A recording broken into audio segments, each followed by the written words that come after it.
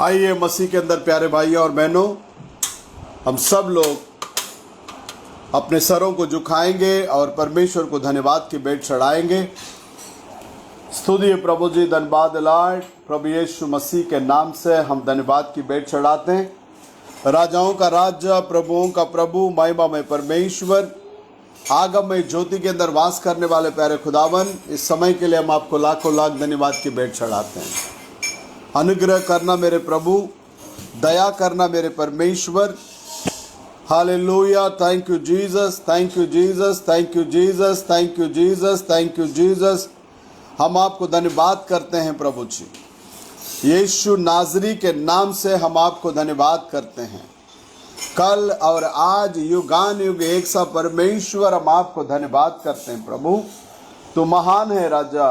बीते हुए दिनों में हम सब लोगों को अपने आंखों की पुतली की मानिंद संभाल कर आज तेरे पवित्र चरणों में आने के लिए तूने सहायता की, मदद की, इसके लिए हम आपको लाखों लाख धन्यवाद की भेंट चढ़ाते हैं।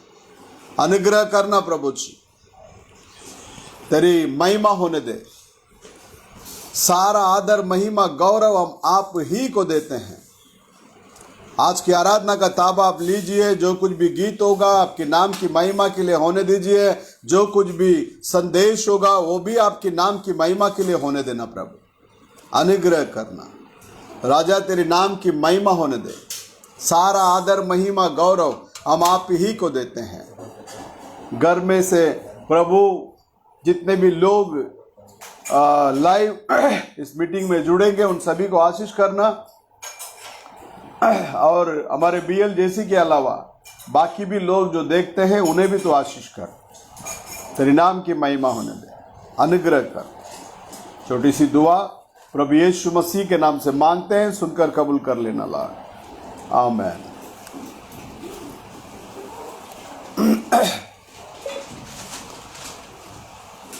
Praise the Lord. सबको जय मसीह की। विजय, आपको मेरी आवाज आ रही है?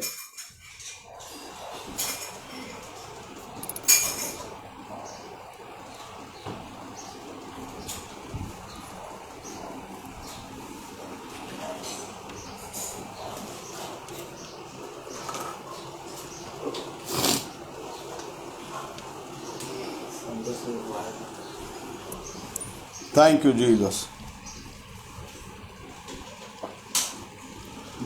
Praise the Lord Jesus. Hallelujah. Praise the Lord Jesus. Hallelujah. Praise the Lord Jesus. Hallelujah. Thank you Jesus. Hallelujah. Thank you Jesus. Hallelujah. Praise the Lord Jesus. Hallelujah. Praise the Lord Jesus. Hallelujah. Thank you Jesus. Hallelujah. Glory to God Jesus. Hallelujah. Thank you Master. Hallelujah. तेरी स्तुति हो प्रभु जी। Hallelujah. तेरी धन्यवाद हो परमेश्वर। Hallelujah. तेरे जय जयकार हो प्रभु जी। हालेलुया। तेरी महिमा हो प्रभु जी। हालेलुया। तू महान है प्रभु। हालेलुया। तू धन्य है प्रभु। Hallelujah. Thank you Jesus. Hallelujah. Glory glory glory glory glory glory glory. महिमा हो, महिमा हो, महिमा हो, महिमा हो प्रभु जी। तेरी स्तुति हो, तेरी धन्यवाद हो खुदा बाप। Hallelujah Jesus. Thank you master, हम तेरा धन्यवाद करते हैं। थैंक यू जीसस, हम तेरा धन्यवाद करते हैं। Hallelujah. Thank you Jesus. Hallelujah. Thank you Jesus. Hallelujah. Thank you Jesus. Hallelujah. Thank you Jesus. Hallelujah. Hallelujah. Glory glory glory glory glory glory glory glory. तेरी महिमा हो, तेरी तारीफ हो, तेरी जय जयकार हो प्रभु जी। Hallelujah. Thank you Jesus. Hallelujah. Praise the Lord Jesus. Hallelujah. तेरी महिमा हो प्रभु जी। हालेलुया। तेरी तारीफ हो प्रभु जी। हालेलुया। तेरी जय जयकार हो परमेश्वर। हालेलुया। तेरी जय जयकार हो परमेश्वर। Hallelujah.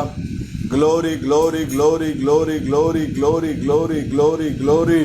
Thank you Jesus. Glory. Hallelujah. Thank you Jesus. Glory. Hallelujah. तेरी महिमा हो प्रभु जी। हालेलुया। तेरी स्तुति हो प्रभु जी। हालेलुया। तेरी तारीफ हो प्रभु जी। हालेलुया। तेरी जय जयकार हो प्रभु जी। हालेलुया। तेरी महिमा हो प्रभु जी, हालेलुया। तेरी महिमा हो परमेश्वर, हालेलुया। तू महान है प्रभु, hallelujah, hallelujah, hallelujah, hallelujah. Thank you Jesus, hallelujah. Glory glory glory glory glory. महिमा हो परमेश्वर, तेरी तारीफ हो परमेश्वर, तेरी तारीफ हो, तेरी तारीफ हो परमेश्वर, तेरी तारीफ हो परमेश्वर, तेरी जय जयकार हो परमेश्वर। Hallelujah Jesus, hallelujah Jesus, hallelujah Jesus, hallelujah Jesus. महिमा हो, महिमा हो, महिमा हो। Glory glory glory glory glory glory glory glory glory glory glory glory glory. Thank you Jesus, glory. महिमा हो परमेश्वर, हालेलुया। परमेश्वर तू राजा है, तू महान है, तू धन्य है परमेश्वर, हालेलुया। तू कितना महान है मेरे प्रभु। Thank you Jesus.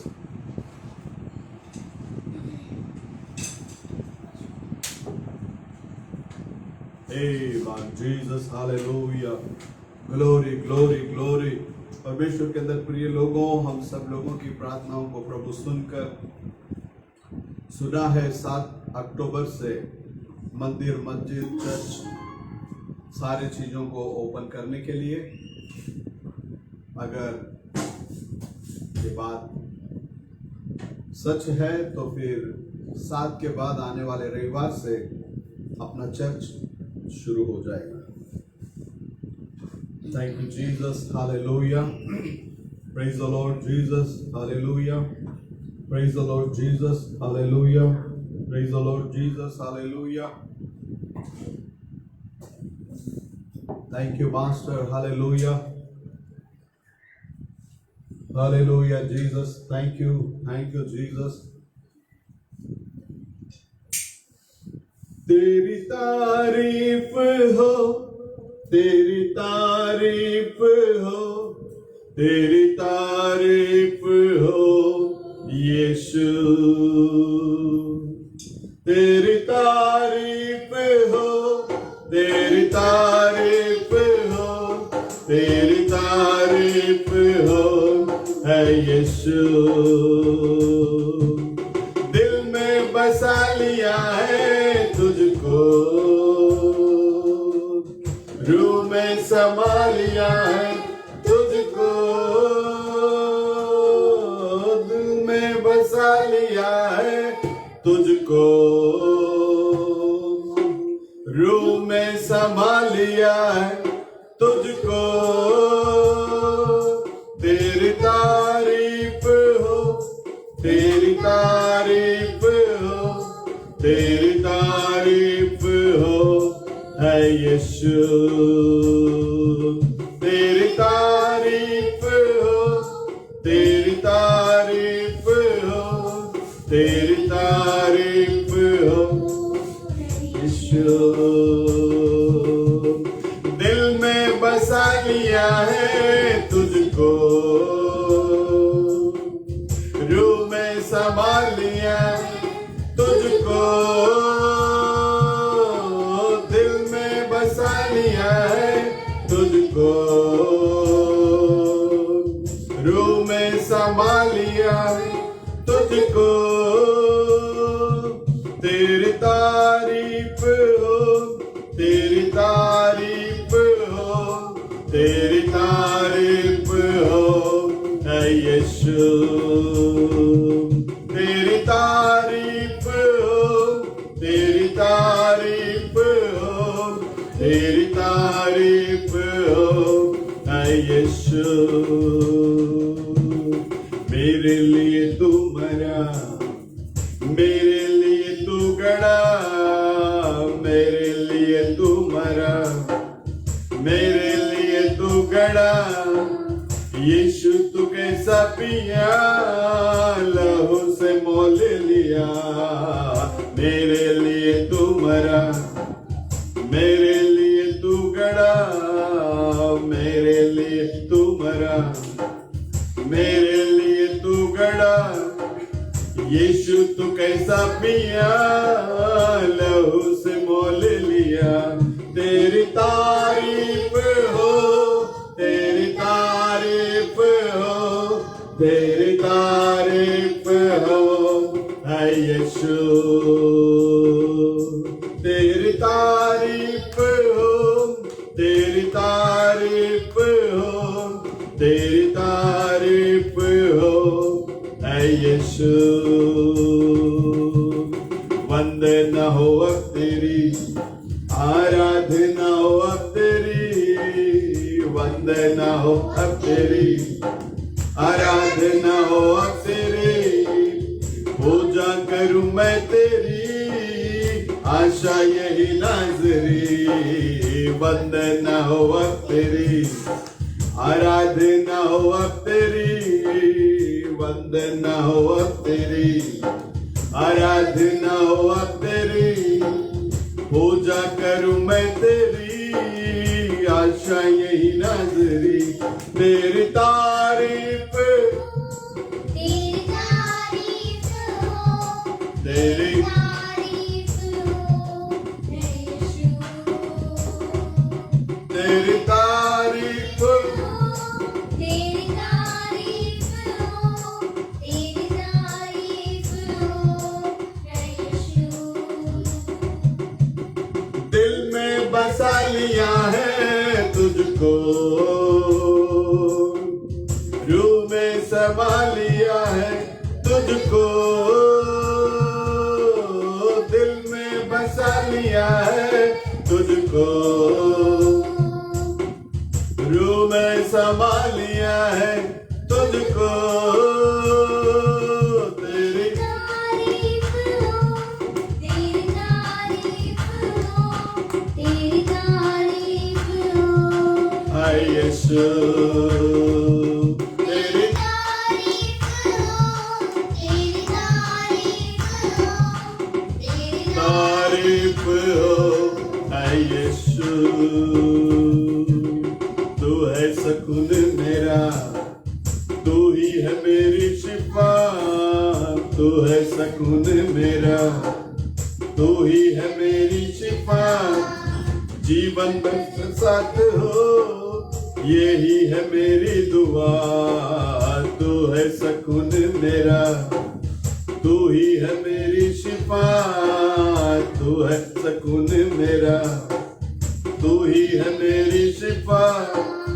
जीवन बसर साथ हो, यही है मेरी दुआ। तेरी तारीफ, तेरी तारीफ हो, तेरी तारीफ हो है यीशु।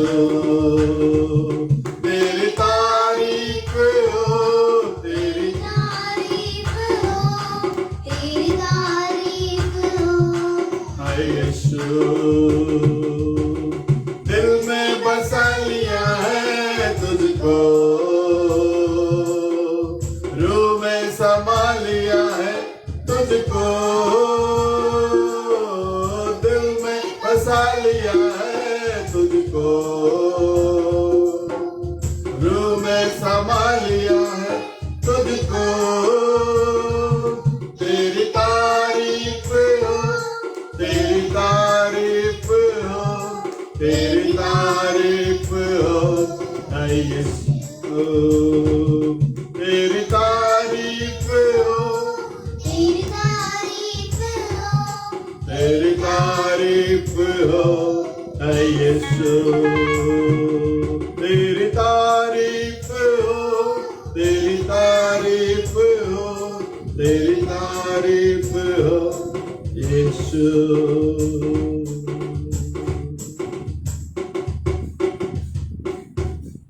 Amen. Hallelujah. इसलिए करता हूँ तेरी महिमा, इसलिए करता हूँ आराधना, इसलिए करता हूँ तेरी महिमा, इसलिए करता हूँ आराधना।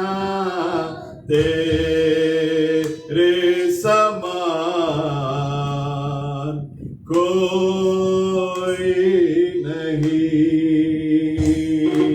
तेरे समान कोई नहीं।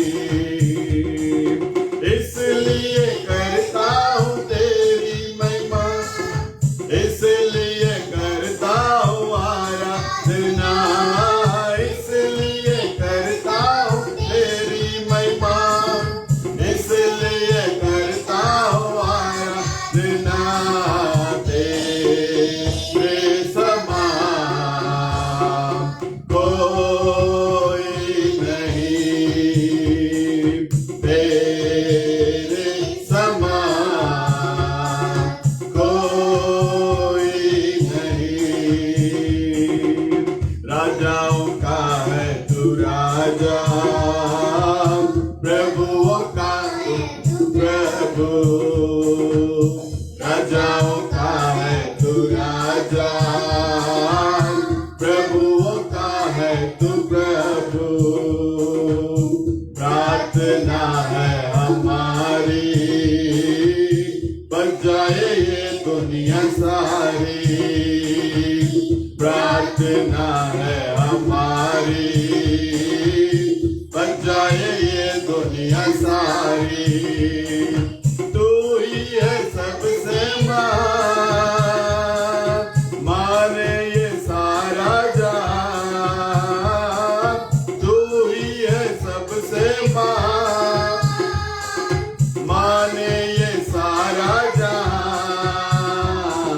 तेरे समान कोई नहीं, तेरे समान कोई नहीं।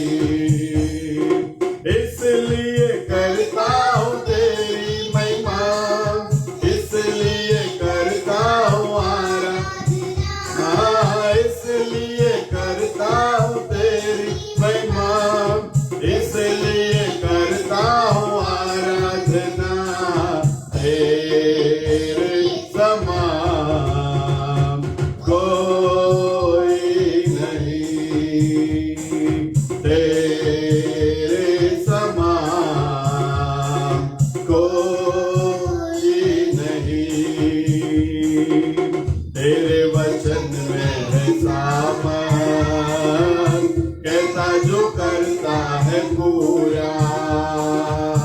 तेरे वचन में है सामान, कहता जो करता है पूरा। तू ही अनादि परमेश्वर, रखता ना कुछ भी अधूरा। तू ही अनादि परमेश्वर, रखता ना कुछ भी अधूरा। टल जाए घर ये जमीन, टल जाए घर आसमान, टल जाए घर ये जमीन, टल जाए घर आसमान। तेरे समान कोई नहीं, तेरे समान कोई नहीं। इसलिए करता हूँ तेरी महिमा, इसलिए करता हूँ आराधना, इसलिए करता हूँ तेरी महिमा, इसलिए करता हूँ आराधना। तेरे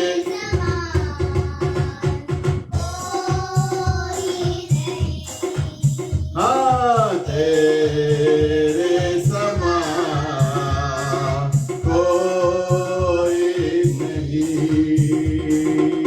दिल में तू रहता है मेरे, पास रहता हूँ तेरे। दिल में तू रहता है मेरे, पास रहता हूँ तेरे। चाहूँ मैं तुझको माफ किए पाप मेरे, चाहूँ मैं तुझको सदा ही माफ किए पाप मेरे। जब से मैंने ये जाना, तब से मैंने ये माना, जब से मैंने ये जाना, तब से मैंने ये माना। तेरे समान कोई नहीं, तेरे समान कोई नहीं। इसलिए करता हूँ तेरी महिमा, इसलिए करता हूँ आराधना, इसलिए करता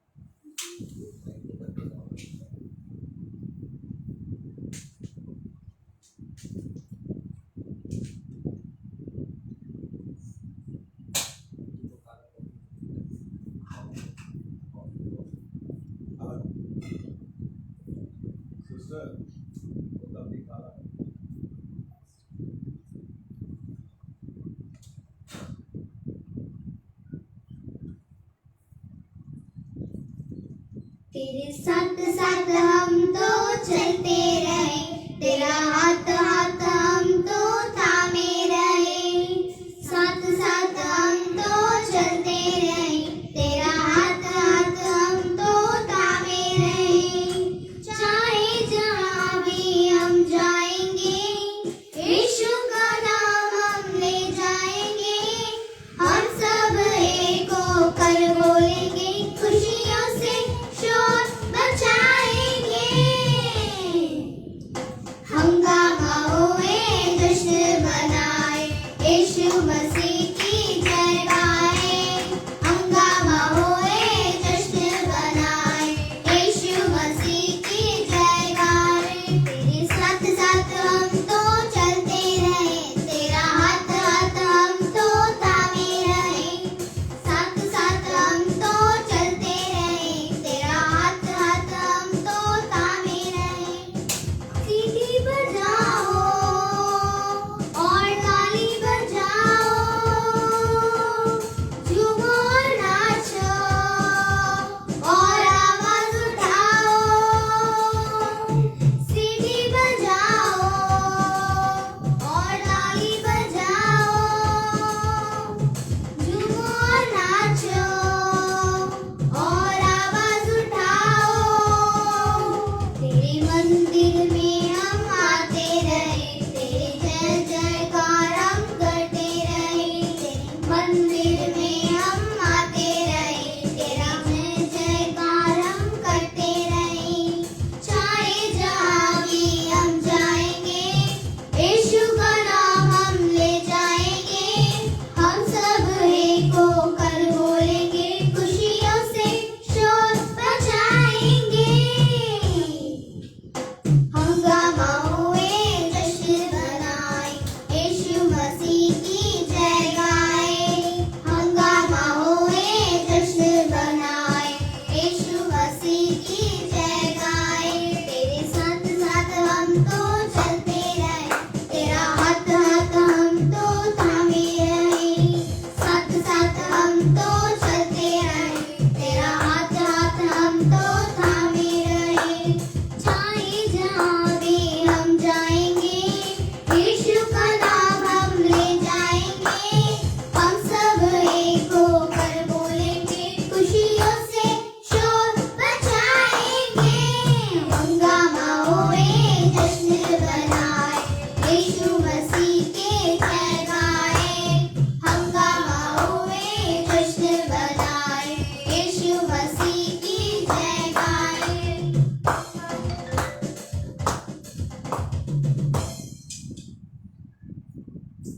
ये दुनिया के लोगों, ऊंची आवाज करो, गाओ खुशी के गीत, उसका गुणगान करो।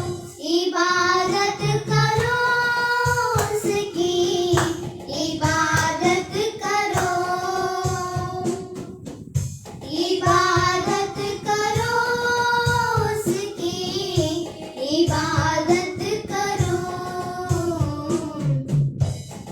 याद रखो कि वही एक खुदा है, हमको ये जीवन उसी ने दिया है। उस चारवा से हम सब आए, हम दो सदा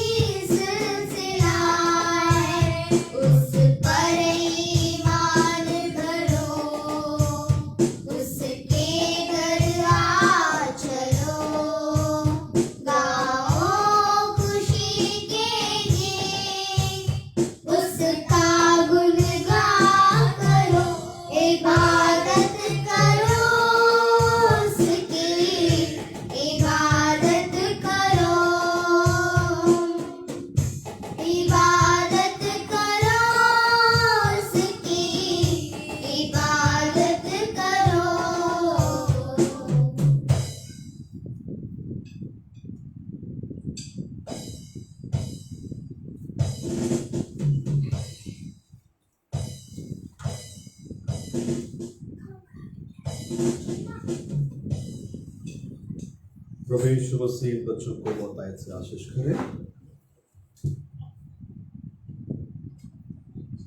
Amen, Jesus. Hallelujah.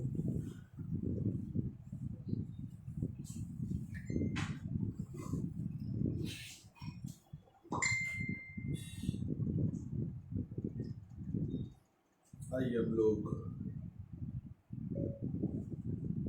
तबल गीत गाएंगे।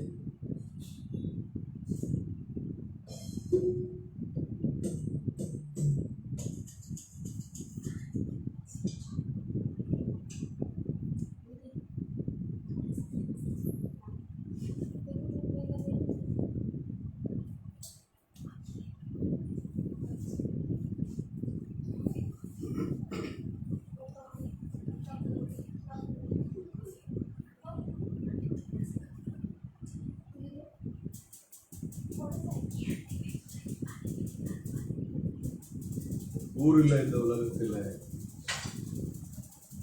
உங்களை போல யாரையும் நானும் பார்க்கல. இந்த பாடலின் மூலமாக நாம் தேவாதி தேவன் நினைக்கிறேன்.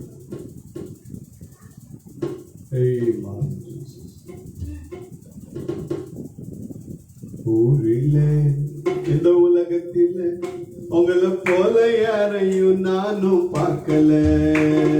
நாட்டில் நம்ம நகரத்தில் உங்களை போல யாரையும் நானும் பார்க்கல. ஊரில் இந்த உலகத்தில் உங்களை போல யாரையும் நானும் பார்க்கல.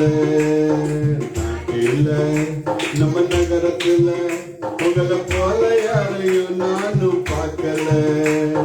சாத்தானும் சபையில வந்து ஆடுறான், அப்பாவை பார்த்தால தலை தெரிச்சு ஓடுறான். சாத்தானும் சபையில வந்து ஆடுறான், அப்பாவை பார்த்தால தலை தெரிச்சு ஓடுறான். எல்லாம் எல்லாம் எல்லாம் உங்க வல்லமை அப்பா, எல்லாம் எல்லாம் எல்லாம் உங்க வல்லமை. எல்லாம் எல்லாம் எல்லாம் உங்க வல்லமை அப்பா, எல்லாம் எல்லாம் எல்லாம் உங்க வல்லமை. ஊரில் இந்த உலகத்தில் உங்களை போல யாரையும் நானும் பார்க்கல. நாட்டில் நம்ம நகரத்தில் உங்களை போல யாரையும் நானும் பார்க்கல. ஊரில் இந்த உலகத்தில் உங்களை போல யாரையும் நானும் பார்க்கல. நாட்டில் நம்ம நகரத்தில் உங்களை போல யாரையும் நானும் பார்க்கல. செங்கடலை பிளந்தவரும் நீரே, எங்களை கண்மலை மேல் உயர்த்துபவரும் நீரே. லலா லலா லலா லலா லலா லலா லலா. செங்கடலை பிளந்தவரும் நீரே, எங்களை கண்மலை மேல் உயர்த்துபவரும் நீரே. குஷ்டரோகி 10 பேரை குணமாக்கி விட்டீரு, செத்து பொனலா சிறுவை எழுந்து நடக்க வச்சீரு. குஷ்டரோகி 10 பேரை குணமாக்கி விட்டீரு, செத்து பொனலா சிறுவை எழுந்து நடக்க வச்சீரு. ஆபிரகாமின் தேவனை நான் கண்டுட்டேன், என் ஆயுள் வரைக்கும் அவர் புகழ பாடுவேன். ஆபிரகாமின் தேவனை நான் கண்டுட்டேன், என் ஆயுள் வரைக்கும் அவர் புகழ பாடுவேன். எல்லாம் எல்லாம் ஏமான் எல்லாம் எல்லாம் எல்லாம் உங்க வல்லமை அப்பா, எல்லாம் எல்லாம் எல்லாம் உங்க வல்லமை. ஊரில் இந்த உலகத்தில் உங்களை போல யாரையும் நானும் பார்க்கல. நாட்டில் நம்ம நகரத்தில் உங்களை போல யாரையும் நானும் பார்க்கல.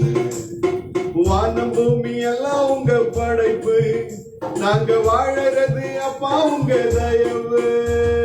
லலா லலா லலா லலா.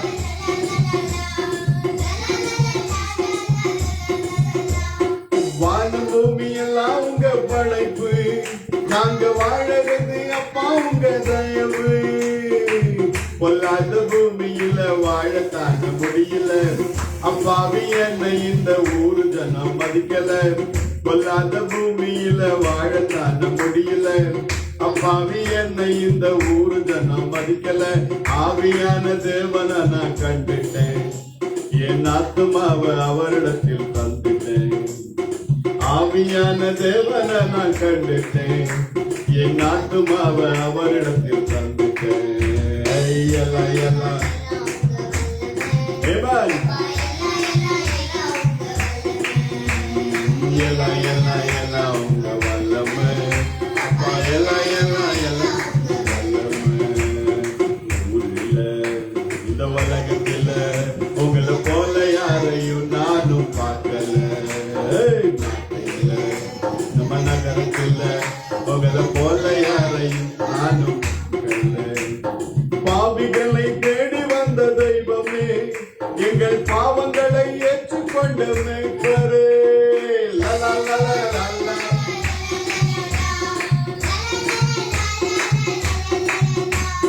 பாவிகளை தேடி வந்த தெய்வமே, எங்கள் பாவங்களை ஏற்றுக்கொண்ட மேய்ப்பரே. நீதியை நிறைவேற்ற சொன்ன எங்க நேசரே, நியாய தீர்ப்பு தர காத்திருக்கும் இயேசுவே. நீதியை நிறைவேற்ற சொன்ன எங்க நேசரே, நியாய தீர்ப்பு தர காத்திருக்கும் இயேசுவே. கல்வாரியில் ரத்தம் சிந்தின தேவனே, கெத்தமன தோட்டத்திலே கதறி அழுத இறைவனே. கல்வாரியில் ரத்தம் சிந்தின தேவனே, கெத்தமன தோட்டத்திலே கதறி அழுத இறைவனே. எல்லா எல்லா எல்லா உங்க வல்லமை அப்பா, எல்லா எல்லா எல்லா உங்க வல்லமை அப்பா, எல்லா எல்லா எல்லா உங்க வல்லமை. இந்த உலகத்தில் உங்களை போல யாரையும் நானும் பார்க்கல. நகரத்தில் உங்களை போல யாரையும் நானும் பார்க்கல. கடன் தொல்லை கஷ்டம் இல்லை எனக்கு, இப்போ காணிக்கையில் கொடுக்கிற நான் சபைக்கு.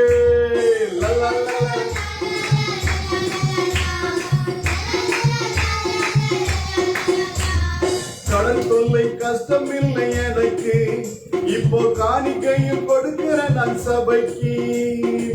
பரிசுத்த தேவனையே நம்பி நீயும் வந்திடு, பாவ சுமைகளையும் சாட்சியாக சொல்லிடு. பரிசுத்த தேவனையே நம்பி நீயும் வந்திடு, பாவ சுமைகளையும் சாட்சியாக சொல்லிடு. ஆண்டவரின் வருகை உலகில் நிச்சயம், அதுக்குள்ள மனம் திரும்பி வந்திடுங்க சீக்கிரம். ஆண்டவரின் வருகை உலகில் நிச்சயம், அதுக்குள்ள மனம் திரும்பி வந்திடுங்க சீக்கிரம். எல்லா எல்லா எல்லா உங்க வல்லமை எல்லா எல்லா எல்லா உங்க வல்லமை அப்பா, எல்லா எல்லா எல்லா உங்க வல்லமை. ஊரில இந்த உலகத்துல உங்களை போல யாரையும் நானும் பார்க்கல. நாட்டில நம்ம நகரத்துல உங்களை போல யாரையும் நானும் பார்க்கல. ஊரில இந்த உலகத்துல உங்களை போல யாரையும் நானும் பார்க்கல. நாட்டில நம்ம நகரத்துல உங்களை போல யாரையும் நானும் பார்க்கல. எல்லா எல்லா எல்லா உங்க வல்லமை அப்பா, எல்லா எல்லா எல்லா உங்க வல்லமை. எல்லா எல்லா எல்லா உங்க வல்லமை அப்பா, எல்லா எல்லா எல்லா உங்க வல்லமை.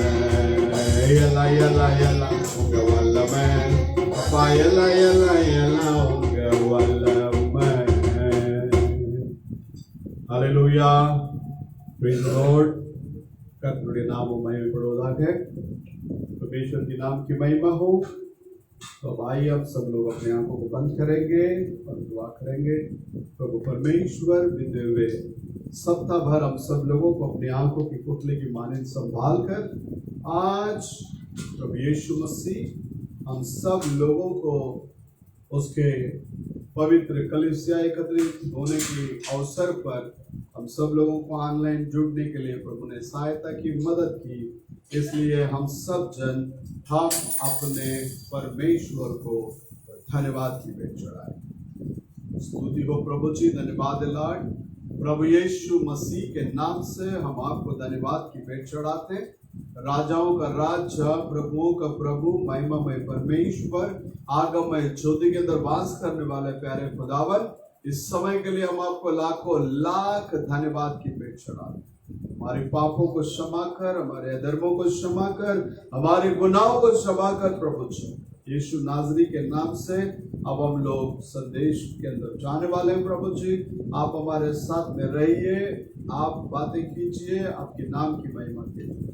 सारा आदर, महिमा, गौरव हम आप ही को देते हैं। आशीष करना, अगुवाई करना। छोटी सी दुआ प्रभु यीशु नाजरी के नाम से मांगते हैं, सुनकर कबूल कर लेते। आमीन। तो आइए परमेश्वर के अंदर प्रिय लोगों, सब लोगों को जय मसीह की। प्रभु यीशु मसीह आप सब लोगों के साथ रहे। प्रभु परमेश्वर के रहम हमारे साथ में होने के वजह से आज तक हमें जिंदा जीवित उसने सुखरूपी से रखा, इसलिए हम अपने परमेश्वर को तहे दिल से हम धन्यवाद की भेंट चढ़ाएंगे। तो आइए अब हम कलाम के अंदर आगे बढ़ेंगे। मत्ती रचित सुसमाचार 4 अध्याय, उसमें 47 और 48 को पढ़ेंगे।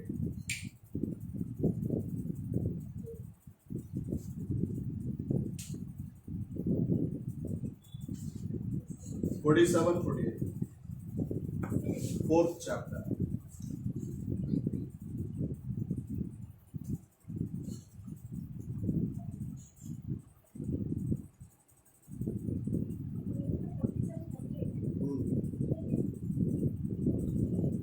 आला दिया तो ले आप पढ़िए। 5th में 47, 48। यदि तुम केवल अपने भाइयों की ही को नमस्कार करो तो कौन सा बड़ा काम करते हो? क्या अन्य जाति भी ऐसा नहीं करते? इसलिए चाहिए कि तुम सिद्ध बनो जैसा तुम्हारा स्वर्गीय पिता सिद्ध है। परमेश्वर के अंदर प्रिय लोगों, अब हम लोगों ने शास्त्र लेख में से 2 वचन को पढ़ने के लिए अब सुने। तमिल में लिखता है, उंगल सहोदररे मात्तिरम வாழ்த்துவீர்களானால் நீங்கள் விசேஷித்து செய்கிறது என்ன? ஆயக்காரரும் அப்படி செய்கிறார்கள் அல்லவா? ஆகையால் பரலோகத்தில் இருக்கிற உங்கள் பிதா பூரண சற்புணராய் இருக்கிறது போல நீங்களும் पूर्ण सर्पणराय இருக்க கடவீர்கள்। देख लेना, जिस रीति से तुम्हारा पिता स्वर्ग में सिद्धता में है, उसी रीति से तुम लोग भी सिद्ध बनो करके यहाँ शास्त्र लेख में लिखा है।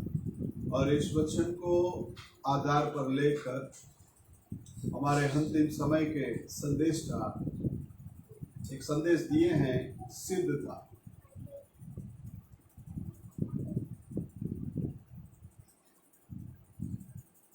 परमेश्वर हमसे क्या चाहते हैं? वो सिद्धता को चाहते हैं, आधा अधूरा नहीं। इसलिए जो कुछ भी आधा अधूरा है वो परमेश्वर के उपस्थिति में जा नहीं सकता।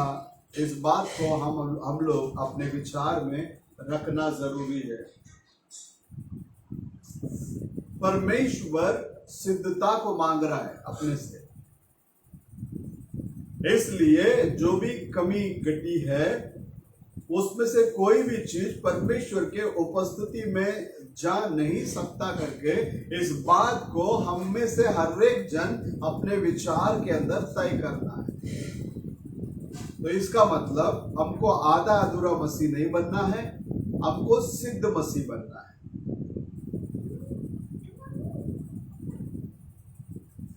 अपने आराधना, अपने प्रत्येक कार्य वो सिद्धता के अंदर होना जरूरी है। देखिए, एदेन वाटिका के अंदर परमेश्वर आदम और हवा को रखे थे। वे लोग पाप के कारण और परमेश्वर के आधीन में नहीं होने के कारण परमेश्वर की वचन का उल्लंघन करके उन लोगों ने पाप किए। नबी कहने के समय पर कहते हैं, एदेन वाटिका के अंदर परमेश्वर आदम और हवा को रखे, वे लोग पाप के जरिए आदिन में नहीं रहने के वजह से परमेश्वर की व्यवस्था का उल्लंघन करके वे लोगों ने पाप किए। तो परमेश्वर का वचन को उल्लंघन करना ही पाप है। सब लोगों को मालूम है सिद्ध पाप क्या है, वो तो अविश्वास है। अपना मूल पाप क्या है, वो तो अविश्वास है। तो परमेश्वर के अंदर प्रिय लोगों, जब वे लोग परमेश्वर का वचन को उल्लंघन किए और व्यवस्था का उल्लंघन करना ही परमेश्वर के आधीन में जो व्यक्ति नहीं रहता वही इस बात का उल्लंघन करता है। और व्यवस्था का उल्लंघन करना पाप है। परमेश्वर की व्यवस्था, परमेश्वर जिस रीति से पवित्र है वो भी बिना मिलावट पवित्र, मिलावट इसमें कुछ भी नहीं। परमेश्वर की पवित्रता में कोई मिलावट नहीं। आज संसार के अंदर सारी चीजों में मिलावट है, सारी चीजों में A to Z सब में मिलावट। कौन सा चीज खरीद के खाने का, कौन सा चीज ऐसा भरोसा करके लेने लायक कुछ भी नहीं रहा, सब मिलावट। वो पवित्र है, वो भी बिना मिलावट का पवित्र है। इसलिए एक बूंद भी अशुद्धता के साथ कोई भी व्यक्ति उसके व्यवस्था के सामने या उसके उपस्थिति में खड़े नहीं हो सकता। और यही प्रभु का व्यवस्था है। इसलिए परमेश्वर का वचन को उल्लंघन करना पाप है। इस वजह से पाप यदि इस दुनिया में आया है तो प्रत्येक पापी परमेश्वर के सम्मुख में दोबारा आकर रुकने के पहले उसका पाप उसके अंदर से दूर होना जरूरी है। और मसीह में मेरे प्यारे भाई और बहनों, प्रभु यीशु मसीह का लहू हमें सारे पापों से धोकर शुद्ध करता है। पापी व्यक्ति परमेश्वर के उपस्थिति में दोबारा आकर खड़े होने के पहले पाप जो है पहला समाप्त होना चाहिए। अब व्यवस्था नहीं है तब धार्मिकता क्या है करके पता नहीं है, इसलिए व्यवस्था की जरूरत पड़ी। नहीं तो धार्मिकता के लिए एक व्यवस्था जरूरत है। और व्यवस्था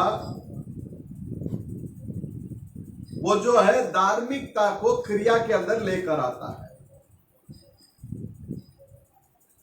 अब देखिए, व्यवस्था से कोई भी व्यक्ति उद्धार नहीं पाता।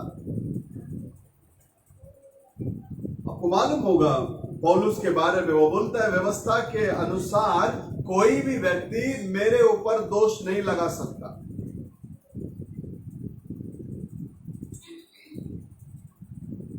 व्यवस्था के अनुसार कोई भी व्यक्ति मेरे ऊपर क्या नहीं लगा सकता, दोष नहीं लगा सकता, क्योंकि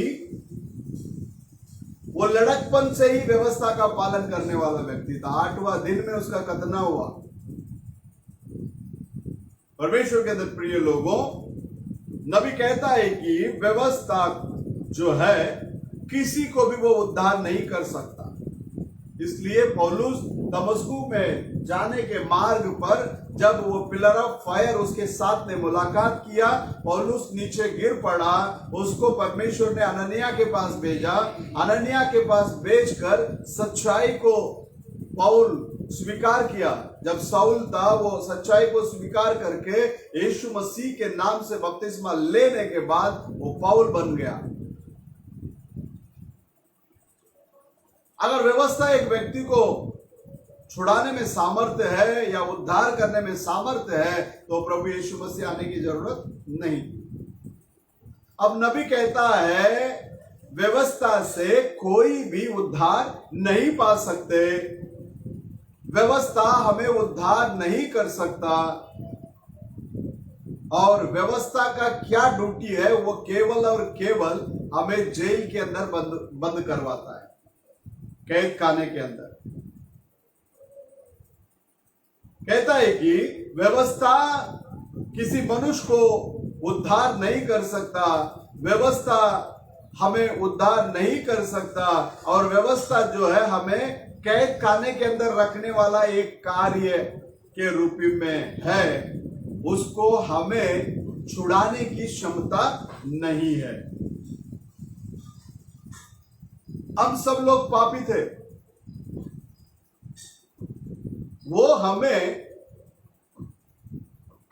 दंड का पात्र ठहराए।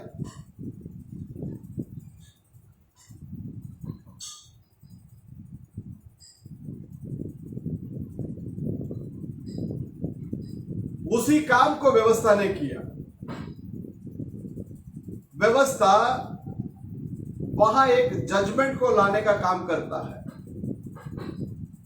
नहीं तो तुम्हारा गुनाह किधर है करके वो आपको दिखाता है। इसलिए व्यवस्था हमें उद्धार नहीं कर सकता प्रियो, वो केवल और केवल आपके ऊपर दोष लगा सकता है। लेकिन हमारा परमेश्वर दयालु है, कृपालु है, वो पवित्र और धर्मी है, इसलिए वो हमेशा अपने बच्चे लोग बचने के लिए वो मार्ग को तैयार करते रहता है। आप सबको मालूम होगा, नूह के समय में बचने के लिए एक मार्ग, लूत के समय में बचने के लिए एक मार्ग, आदम और हवा पाप करके नंगापन के अंदर आने के बाद उनका नंगापन को ढांपने के लिए एक मार्ग। इस रीति से परमेश्वर प्रत्येक काल में अपने संदेश को और संदेशता को भेजकर जो लोग परमेश्वर से दूर चले गए होते उन लोगों को वापस परमेश्वर के पास लेकर आते हैं।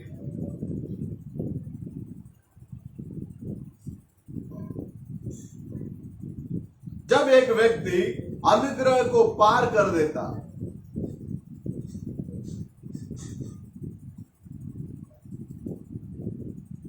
जब वो कानून को उल्लंघन कर लेता, मतलब पवित्र शास्त्र के कानून को,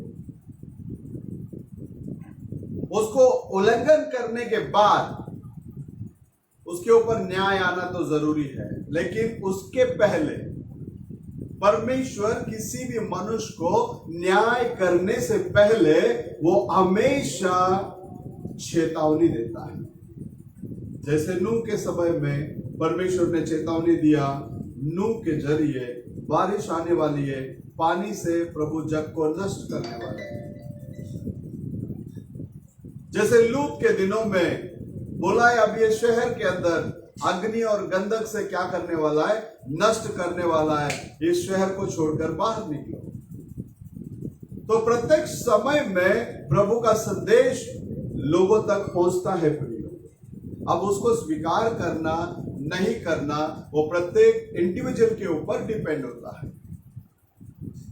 प्रत्येक व्यक्ति अगर वो बचना चाहता है तो बच सकता है, उद्धार पाना चाहता है तो वो पा सकता है, चंगाई पाना चाहता है तो वो पा सकता है, अन्यथा उसे ये कोई भी चीज की जरूरत नहीं है, वो कैसे भी जी सकता है।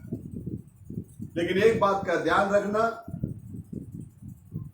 जो प्रभु का वचन को स्वीकार करेगा, अपने पापों को कबूल करेगा और अपने अपने पापों की क्षमा के लिए प्रभु यीशु मसीह के नाम से बपतिस्मा लेकर पवित्र आत्मा का दान पाकर पवित्र जीवन व्यतीत करेगा, वो उसके उठाए ले जाने में जाएगा। अन्यथा इसको रिजेक्ट जो करेगा तो उसकी हालात क्या है, शास्त्र लेख में आप पढ़कर देखिए।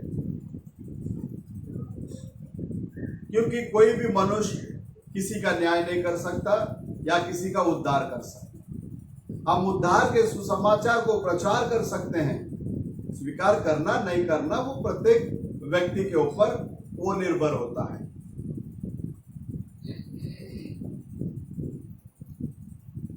अब देख लेना,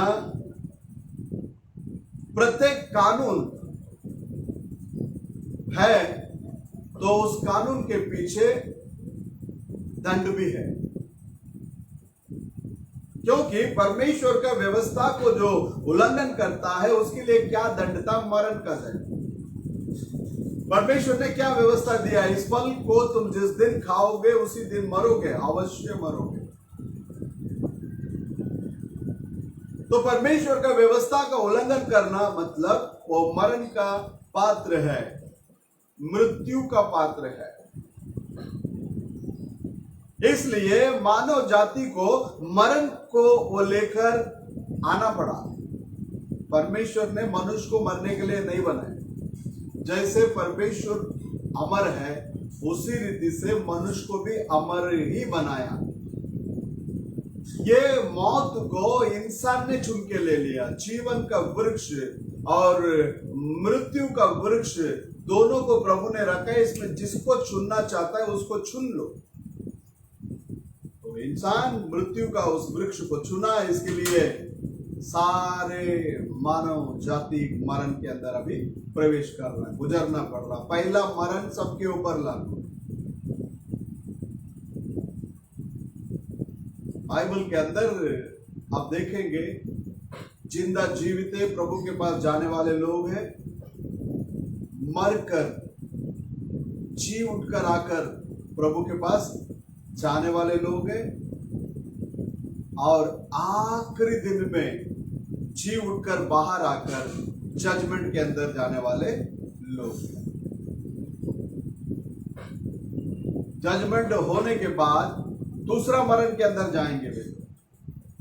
पहला मरण तो सबको कॉमन है, जिनको प्रभु रूपांतर करके लेने के लिस्ट में रखा वो लोग जिंदा रूपांतर होकर प्रभु के पास चले जाएंगे, और जिनको प्रभु निद्रा के अंदर ले जाकर रिजर्वेशन में पहला स्थान में उनको लेकर आना चाहता है वो लोग उस रीति से जाएंगे। क्योंकि किसी का भी अब कोई भरोसा नहीं। हम लोगों के बचपन में मृत्यु का खबर बहुत कम मिलता था। वो भी कोई मर गया बोलने से कौन मर गया, ये इधर जो बुढ़ा था वो मर गया, वो उधर बुढ़ी थी वो मर गया, ऐसा न्यूज था।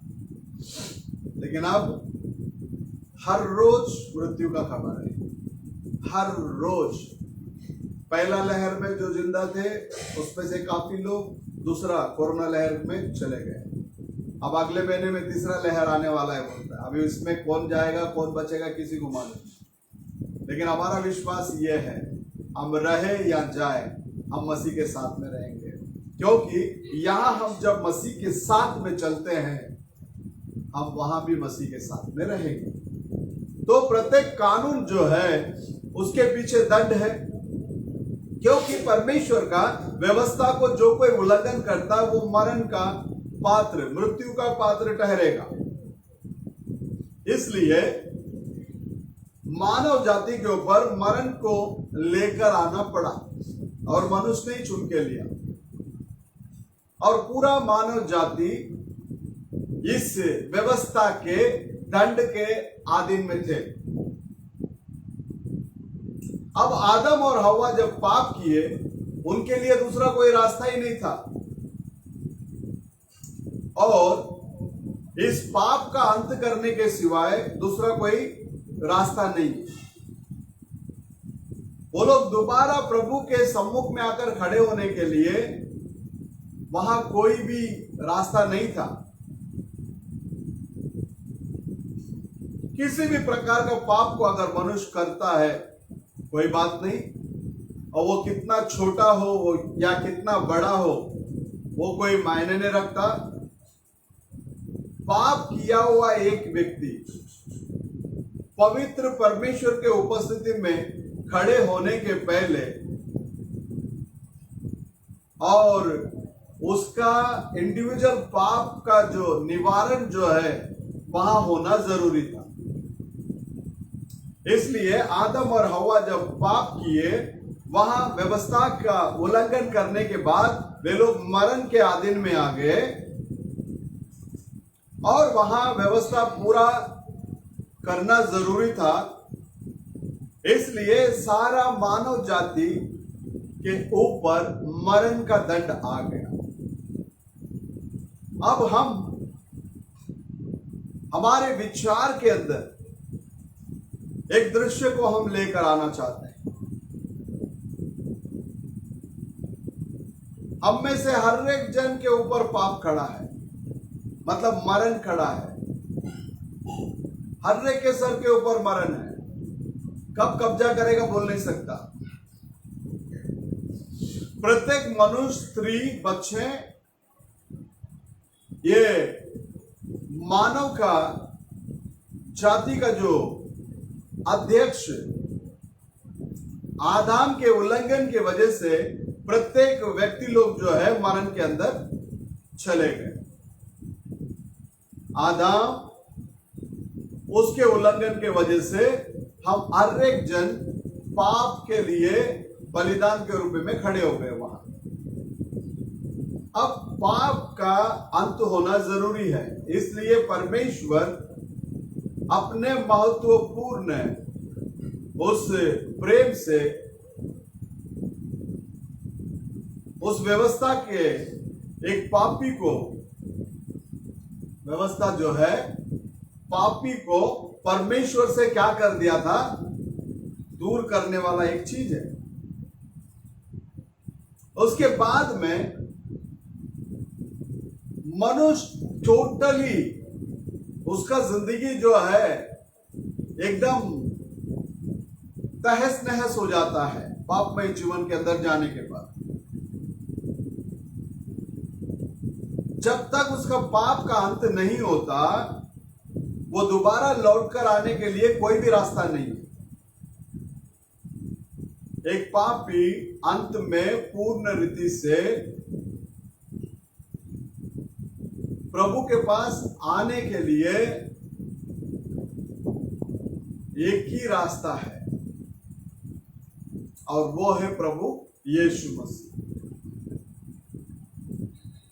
अगर वो वहां नहीं आता तो वो हमेशा हमेशा के लिए परमेश्वर से दूर चला जाता। प्रियो, अब पाप की ओर गौर कीजिए। परमेश्वर धर्मी है और वो धार्मिकता का कामों को करने वाला परमेश्वर, उसके अलावा वो दूसरा कोई काम नहीं कर सकता, क्योंकि सारे धार्मिकता का आधार जो है वो प्रभु परमेश्वर ही है। इसलिए उसने इस उल्लंघन के लिए जो दंड आया था, और उस दंड के अलावा वो दूसरा कुछ कर नहीं सकता। परमेश्वर ने वो दंड जो है मरण, क्योंकि परमेश्वर का शब्द ये कहा था, तू उसे जिस दिन खाएगा उस दिन तुम अवश्य मरोगे। तो यहां का दृश्य जो है एकदम अंधियारा है प्रियो, एकदम अंधियारा। लेकिन परमेश्वर के बारे में यदि देखेंगे, शास्त्र ले कहता है परमेश्वर स्वयं प्रेम है।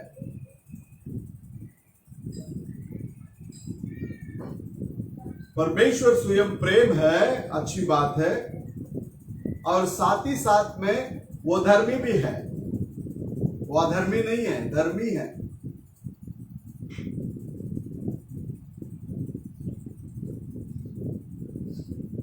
और प्रेम परमेश्वर का धार्मिकता है।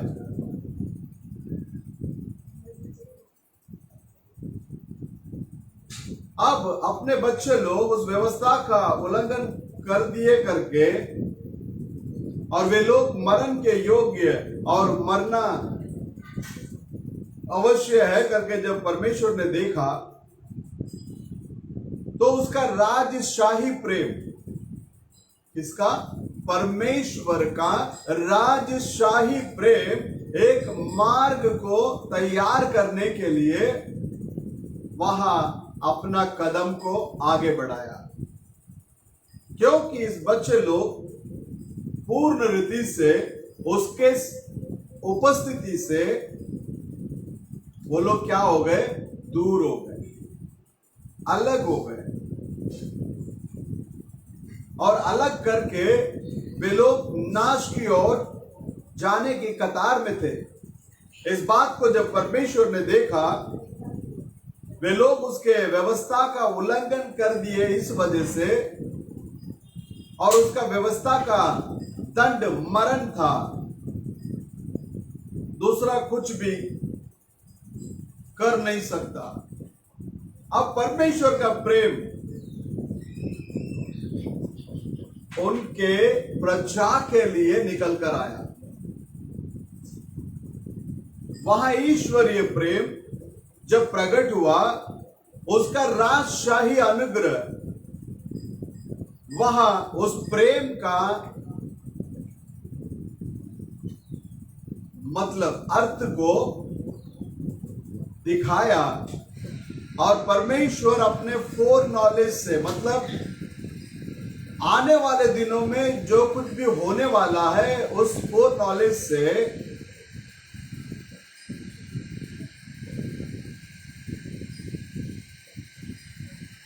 उसने अपने लोगों के ऊपर बहुत प्रेम किया। उसी समय में वो दंड के साथ वो एदेन वाटिका के अंदर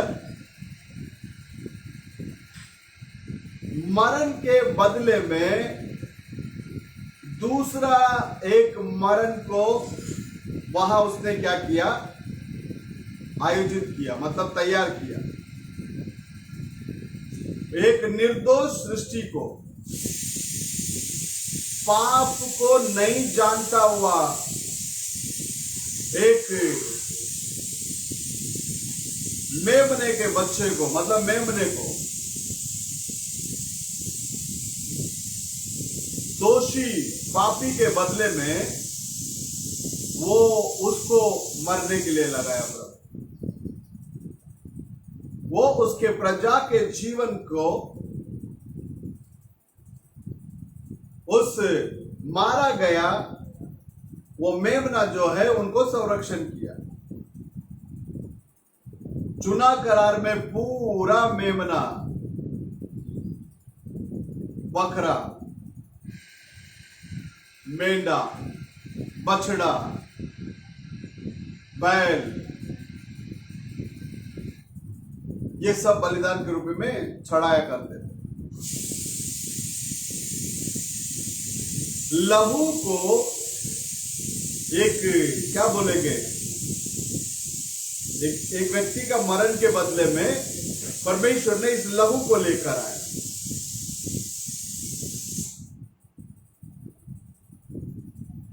इसको बलि के रूप में चढ़ाए। लेकिन परमेश्वर के उस महत्वपूर्ण योजना में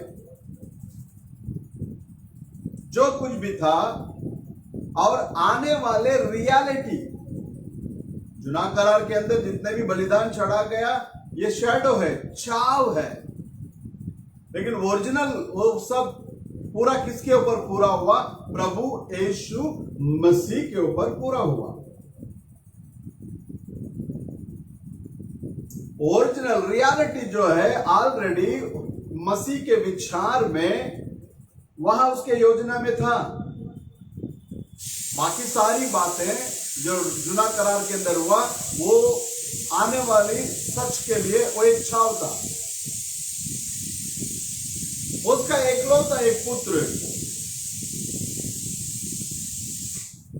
वहां मरा हुआ सारा मेमना, मेंढा, ये सारा चीज छावनी के रूप में था।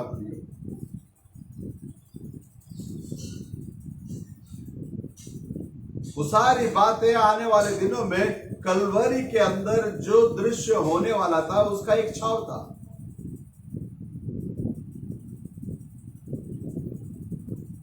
पौलुस एक महत्वपूर्ण प्रेरित इब्रानियों का पुस्तक 10वां अध्याय में वो कुछ बातों को बताता है।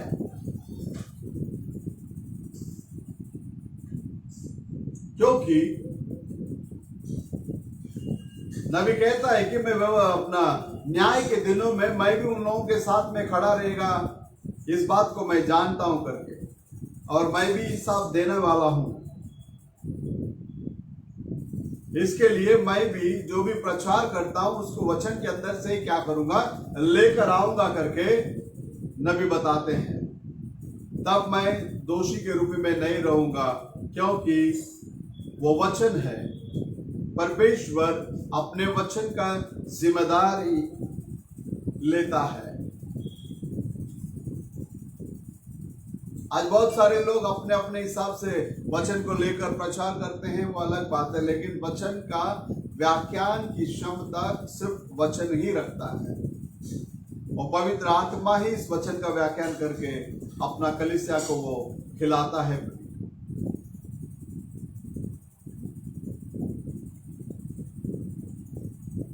हम लोग को किसी भी प्रकार का एक्टिंग की आत्मा से नहीं, पूर्ण रीति से पवित्र आत्मा से भरकर चलने वाले होना चाहिए।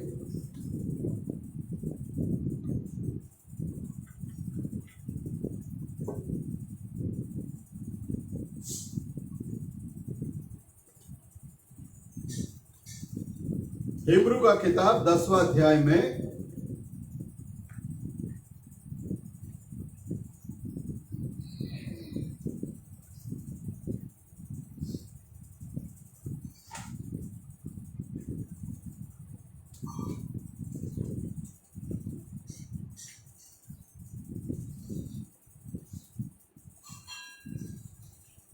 पहला वचन, क्योंकि व्यवस्था जिसमें आने वाली अच्छी वस्तुओं का प्रतिबिंब है। व्यवस्था जो है आने वाली अच्छी वस्तुओं का क्या है, वो प्रतिबिंब है, पर उनका असली स्वरूप नहीं। उसका असली स्वरूप नहीं। असली स्वरूप नहीं। इसलिए उन एक ही प्रकार के बलिदानों के द्वारा, हाँ, जो प्रतिवर्ष अचूक चढ़ाए जाते हैं, हाँ, पास आने वालों को हाँ, कदापि सिद्ध नहीं कर सकती। हाँ, देख लेना, पास आने वालों को कदापि वो क्या नहीं कर सकता, बोलता सिद्ध नहीं कर सकता, क्योंकि वो सारा चीज छाव है।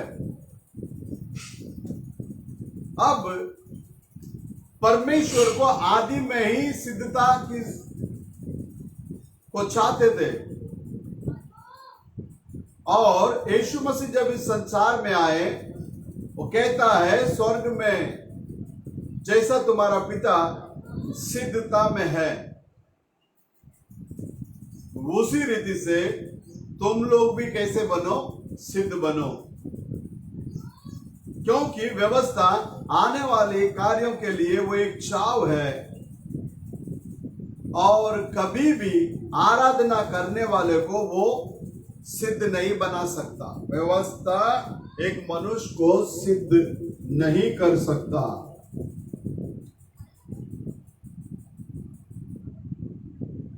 आप लोगों को यह दृश्य समझ में आ रहा है क्या? ऐसा करके नबी पूछते हैं।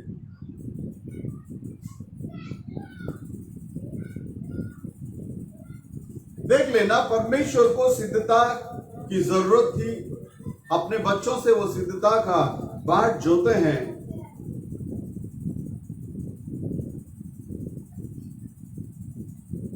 पाप का एक छोटा सा तिनका भी उसके सम्मुख में रुक नहीं सकता।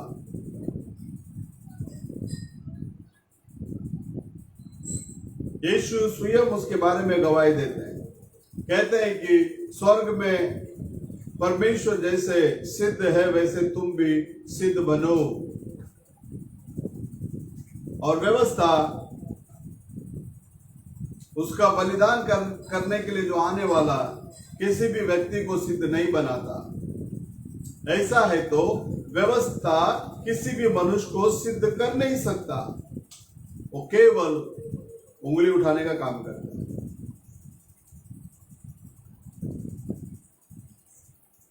इसलिए व्यवस्था के अंदर रहने वाला किसी भी व्यक्ति सिद्धता के अंदर आ नहीं सकता और आया भी नहीं। दूसरा वचन कहता है परमेश्वर के उपस्थिति में मैं अपने आप को यदि सिद्ध बनाए तो वहां कुछ तो करना पड़ेगा।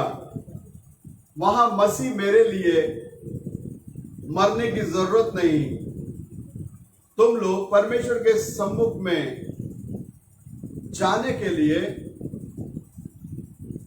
योग्यता या आप कुछ अगर उसको कर सकते हैं तो मसीह का मरना व्यर्थ होगा। व्यवस्था को जो पालन करने से नहीं, ना तो आपका कानून या विधि के अनुसार नहीं, ना तो आपका खुद का पवित्रता से नहीं, ना तो आप लोग जो कार्य को कर रहे उसको छोड़ दिया उसके वजह से नहीं, आपने झूठ बोलने का छोड़ दिया उसके वजह से नहीं, आपने चोरी करने का छोड़ दिया उसके वजह से नहीं, आपने धूम्रपान करने का छोड़ दिया उसके वजह से नहीं, आपने फिल्म देखने के लिए जाने का छोड़ दिया उसके वजह से नहीं। आप लोग इन सारी बातों को छोड़ने के बाद में भी अभी भी आप लोग परमेश्वर की उपस्थिति से खोया हुआ हो सकते हैं।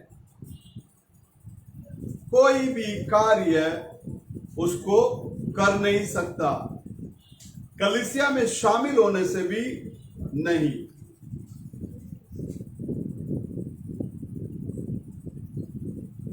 बहुत सारे के रीति रिवाज ना तो किताबों में लिख कर रखे उसको देख के पढ़ते बोलते रहना, ये सब करने के बाद में भी आप लोग खोए हुए होंगे। आप खुद से कोई भी कार्य को नहीं कर सकते क्योंकि आप दंड के योग्य पापी है। आपके अंदर कोई भी मार्ग नहीं है, नहीं तो किसी भी प्रकार का रीति रिवाज, ना तो आपका अपने खुद के विचार से आप कुछ भी नहीं कर सकते परमेश्वर के राज्य के अंदर जाने के लिए, क्योंकि आप शुरुआत में ही पापी है। हम सब लोग पाप में पैदा हुए, अधर्म में उत्पन्न हुए और झूठ बोलने वाले के रूप में इस संसार में आए। एक मनुष्य दूसरा मनुष्य के लिए मरना, इस बात को परमेश्वर स्वीकार नहीं कर सकते क्योंकि वो भी इसके जैसा पापी है। तो समझ जाओ, जो पापी चेयर में बैठ के बाहर खड़े रहने वाला पापी को पाप क्षमा कर रहा है, ये सब परमेश्वर का योजना नहीं है। देख लेना, एक मनुष्य दूसरा मनुष्य के लिए मरना वो प्रभु स्वीकार नहीं करते क्योंकि वो भी इसके जैसा पापी है।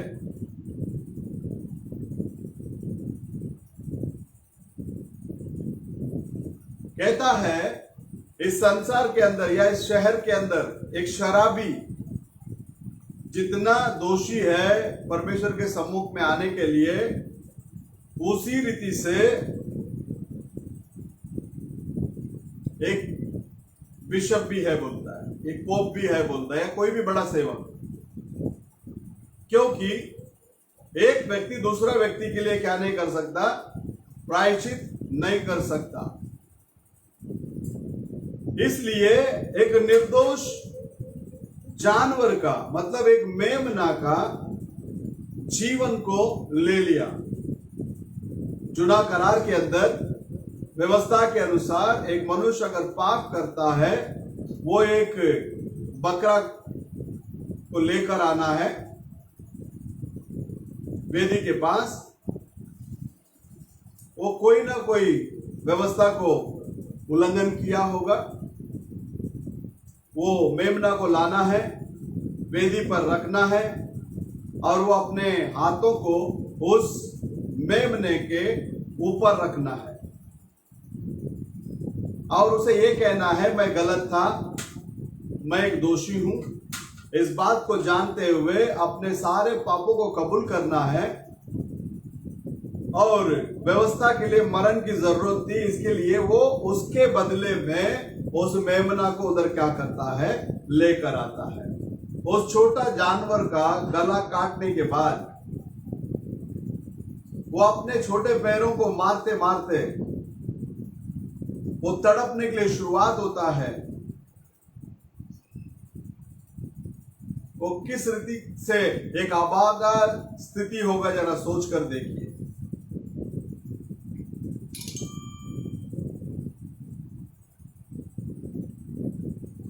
उसका गले का नस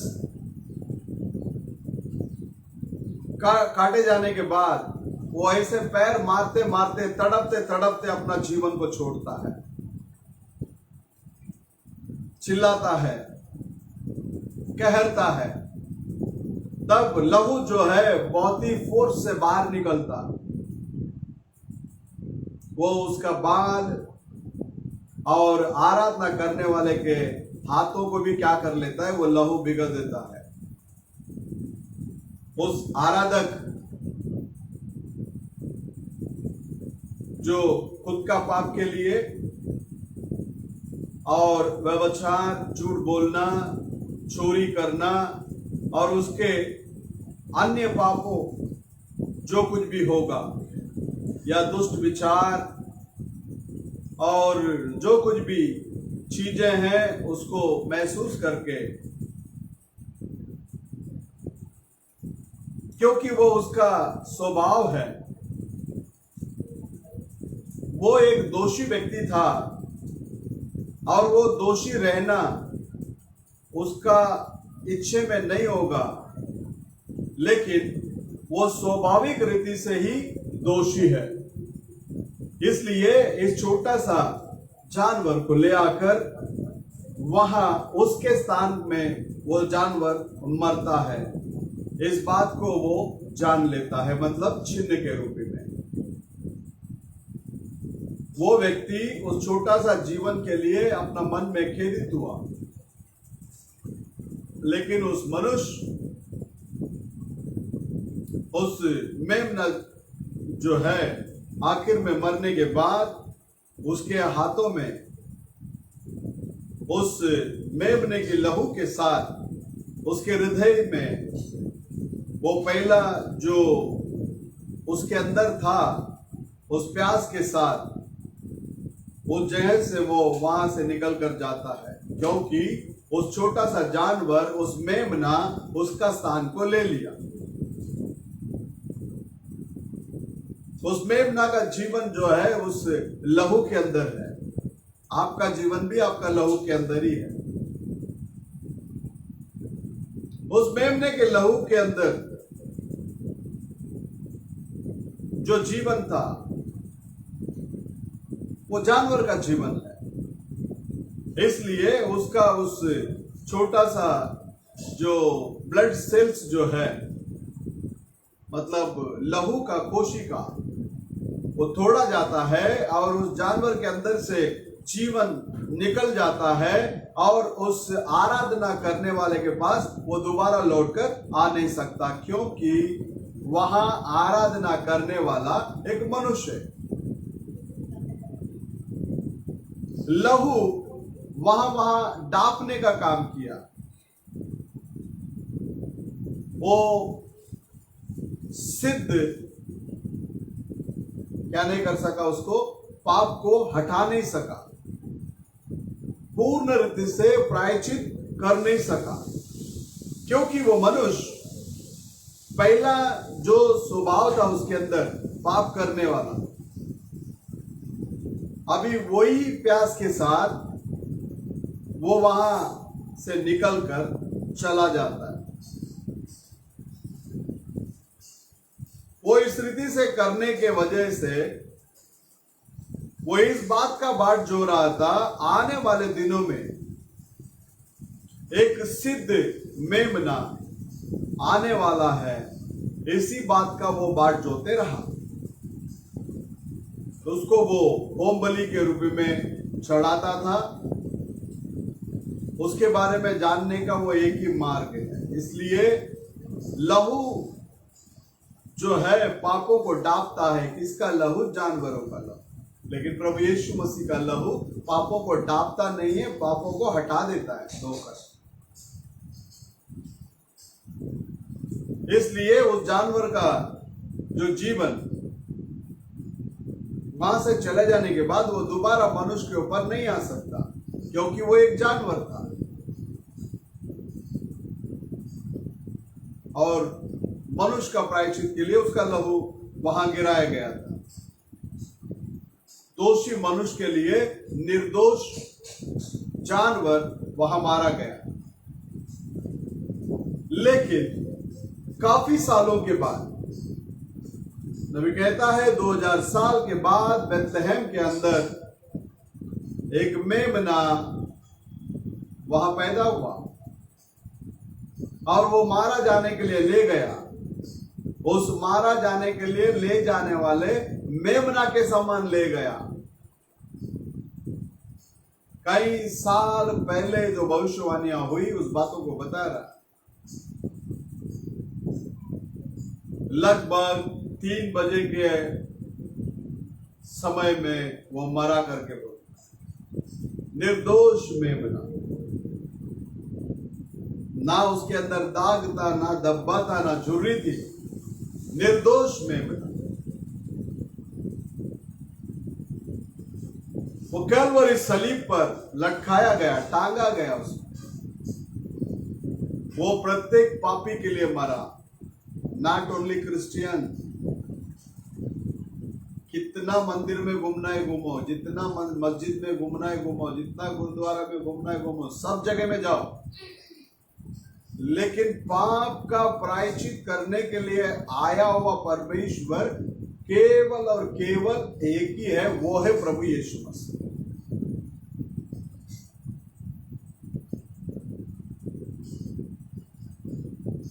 वो है प्रभु यीशु मसीह।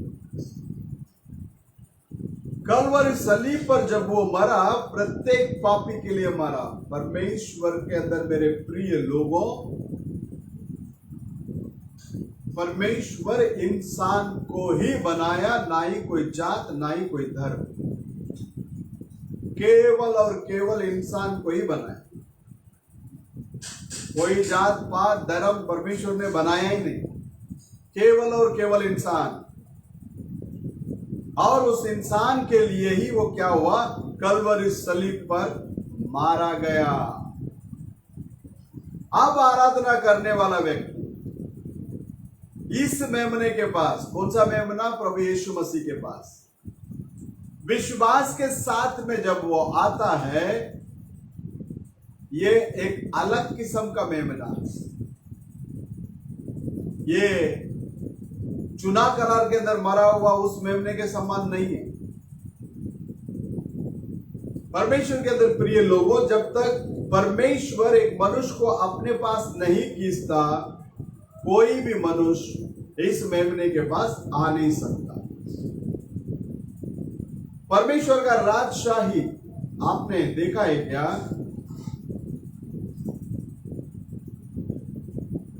परमेश्वर इस दुनिया के अंदर उसके लिए कुछ मेमना को पाया है। वो उद्धार पाने वाले लोग, कौन लोग उद्धार पाकर उसके आधीन में आएंगे, वे लोगों को वो पहले से जानता है।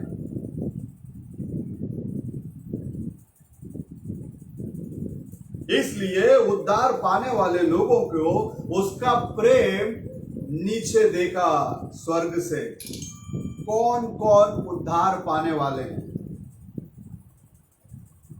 इसलिए उसके फोर नॉलेज से उस किनारे में उनसे मुलाकात करने के लिए न दाग, न धब्बा, न झुर्री,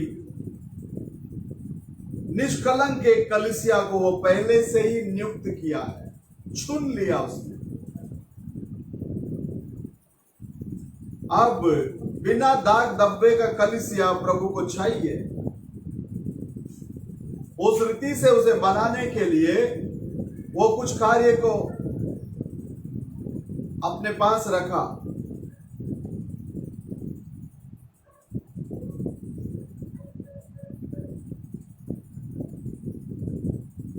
उसने एक रास्ता बनाया।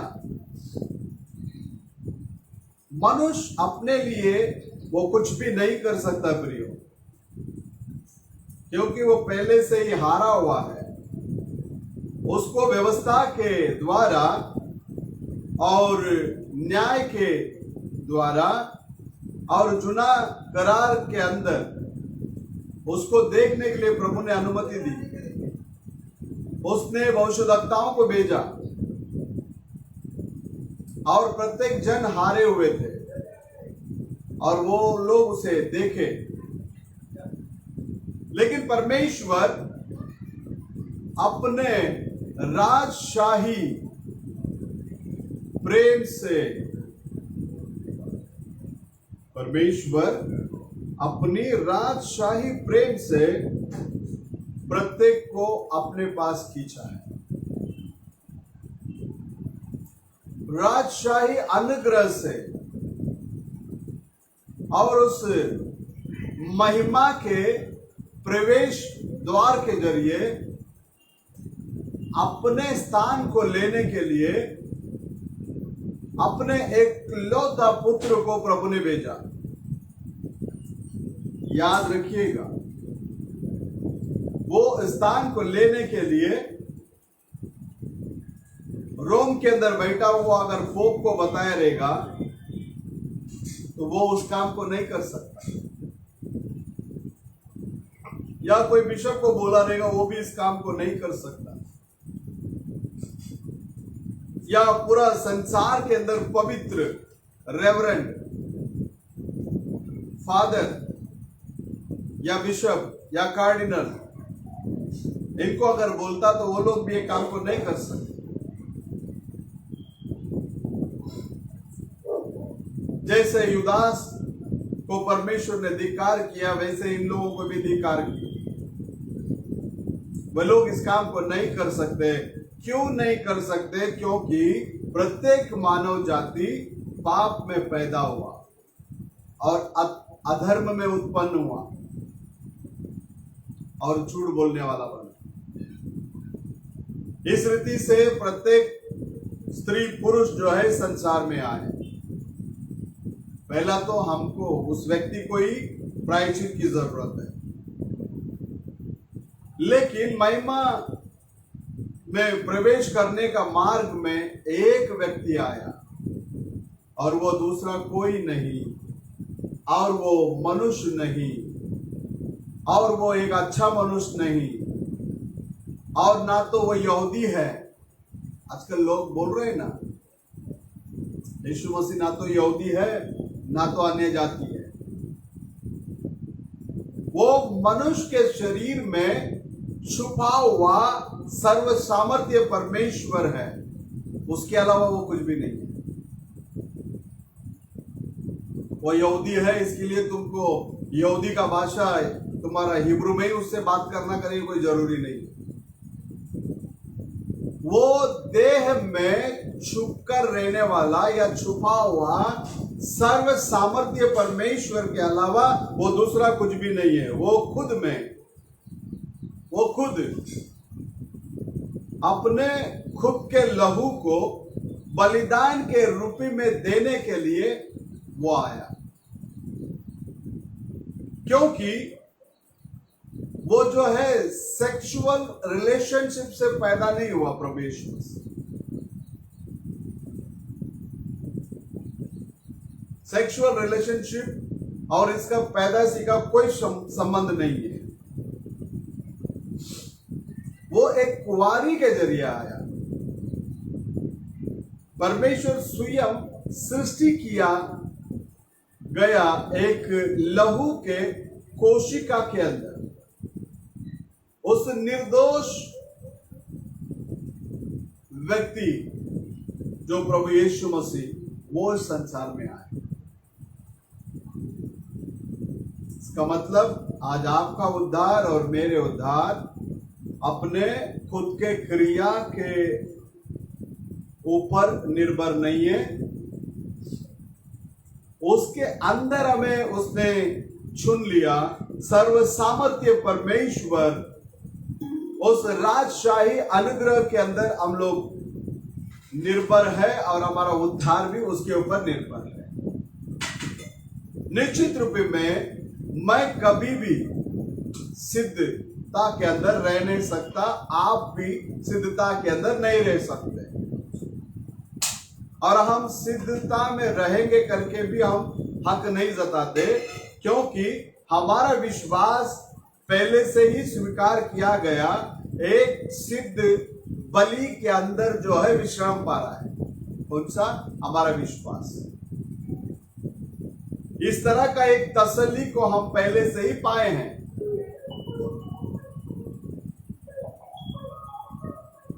ऐसा है तो हम लोग उसे कैसे पा सकते हैं?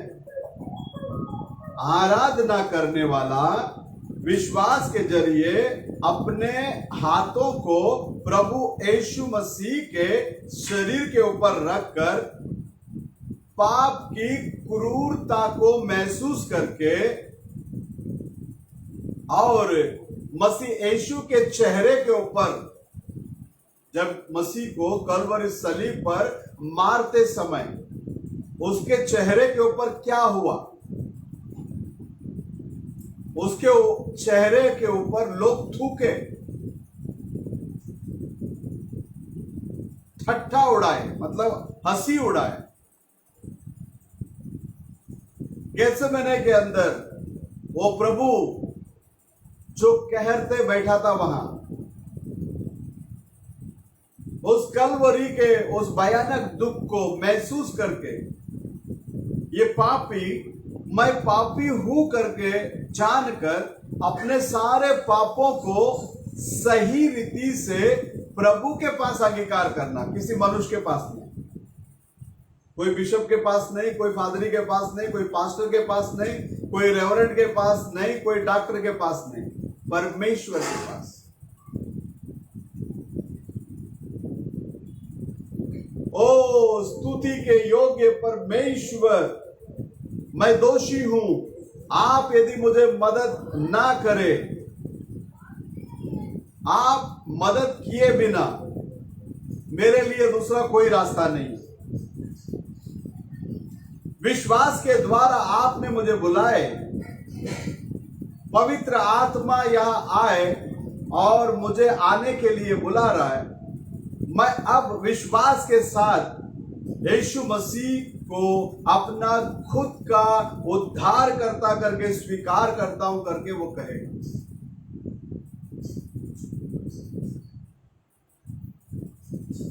कलवरी के अंदर से,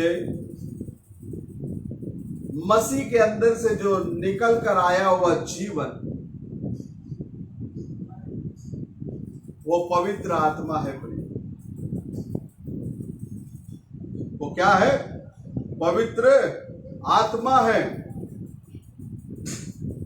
वो प्रभु यीशु मसीह के लहू के कोशिका के अंदर छुपा हुआ है।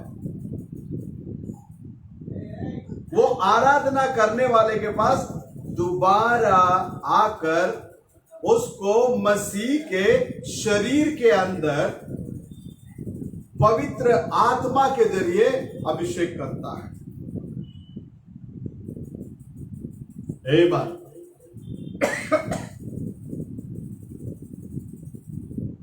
क्योंकि मसीह पहले से ही मसीह के ऊपर सारा जजमेंट पूरा हुआ है, इसलिए आप लोग न्याय के विषय में चिंता करने की जरूरत नहीं।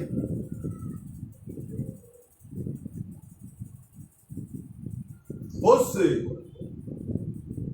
क्रूस के अंदर जब हम गौर करते हैं, उसका शरीर को हम लोग रिप्रेजेंट करते हैं, प्रतिनिधित्व करते हैं, उसको मैं महसूस करता हूं। वो शरीर पहले से ही उसके ऊपर न्याय हो चुका है। परमेश्वर दोबारा उसके ऊपर न्याय कर नहीं सकता, क्योंकि वो पहले से ही न्याय हो चुका है। परमेश्वर मृत्यु का न्याय को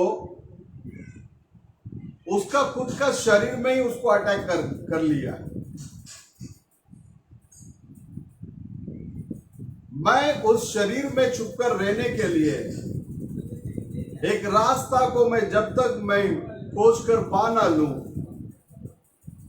उसका न्याय आपके लिए मेरे लिए वहां उसको दिया गया है। वो न्याय के अंदर चला गया और हम लोग छुटकारा पाए। वो न्याय के अंदर चला गया और हम लोग क्या पा रहे हैं? छुटकारा पा रहे हैं। रोमियो का किताब 8वां अध्याय 1 वचन इस रीति से कहता है, मसीह यीशु में रहकर देह के अनुसार ना चले और आत्मा के अनुसार जो लोग चलते हैं उनको दंड नहीं है। इस रीति से लिखा गया है। वहां ही आपका कार्य है। दंड के पात्र आप नहीं हैं जब आप प्रभु यीशु मसीह के लहू के अधीन में आ जाते हो। यीशु मसीह को अपने उद्धार करता करके स्वीकार कर लेते हो। इसलिए कुछ भी आए या कुछ भी जाए, मुझे कोई चिंता नहीं। आप लोग उस लहू के अधीन में छुपे हो। प्रभु यीशु मसीह हम लोगों को आशीष करे। परमेश्वर के अंदर प्रिय लोगों, आने वाले दिनों में हम लोग इसके बचे हुए शेष भाग को आने वाले रविवार के अंदर देखेंगे। आप और मैं प्रभु यीशु मसीह के लहू के अंदर छुपे हैं। प्रभु परमेश्वर हम सब लोगों को बहुत आयत से आशीष करे। तो आइए एक गीत गाएंगे। प्रभु यीशु मसीह ऑनलाइन जितने भी लोग देखे हैं, आप सब लोगों को बहुत आयत से आशीष करे। परमेश्वर का आगमन बहुत नजदीक है। प्रभु परमेश्वर कभी भी आ सकता है और ये दुनिया नाश की ओर जा रही है, कभी भी नाश हो सकता है। प्रियो, उस नाश से बचने के लिए अभी मौका है। प्रभु के पास आ जाइए। प्रभु आपको आज भी अपने सम्मुख संभालने के लिए वो तैयार परमेश्वर।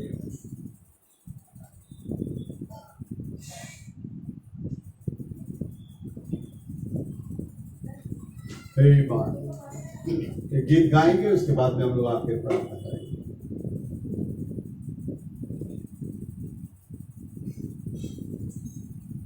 दिल में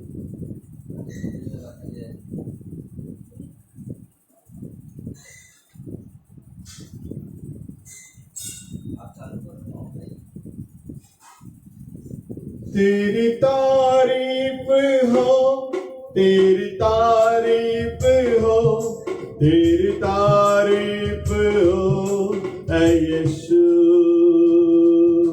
तेरी तारीफ हो, तेरी तारीफ हो, तेरी तारीफ हो ऐ यीशु। तारीफ हो, तेरी तारीफ हो, तेरी तारीफ हो ऐ यीशु। दिल में बसा लिया है तुझको, रूह में समा लिया है तुझको। दिल में बसा लिया है तुझको। रूह में बसा लिया है तुझको। तेरी तारीफ हो, तेरी तारीफ हो, तेरी तारीफ हो ऐ यीशु। तेरी तारीफ हो, तेरी तारीफ हो, तेरी तारीफ हो ऐ यीशु। मेरे लिए तू मरा, मेरे लिए तू गड़ा, मेरे लिए तू मरा, मेरे लिए तू गड़ा। यीशु तू कैसे